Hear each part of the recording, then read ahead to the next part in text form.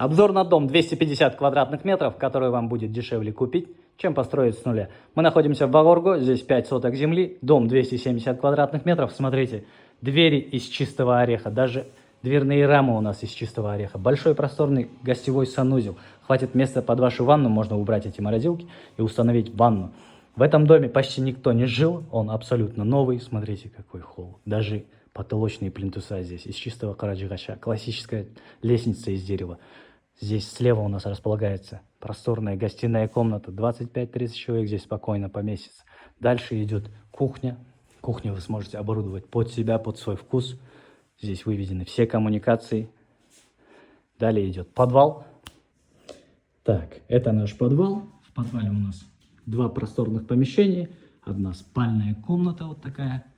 И вторая комната свободной планировки, так скажем, где вы можете организовать и тренировочную зону, и кинотеатр. Все, что пожелает ваша душа. Вот такой вот у нас подвал. Дальше идет уже второй этаж. Третий этаж у нас выглядит таким образом. Просторненький холл и 3 спальные комнаты. Первая спальная комната, она довольно компактная, рассчитана на одного ребенка. Дальше идет вторая спальная комната, довольно просторная. Уже можно сделать родительскую или для ваших разнополых детей. Третья спальная комната выглядит у нас уже таким образом. Пойдемте во дворик, потому что там тоже есть что посмотреть. Вот так вот замечательно выглядит наш задний дворик. Здесь есть у нас яблони, урюки, туи и, конечно же, сам дом выглядит вот таким образом уже с заднего двора. Пойдемте на передний.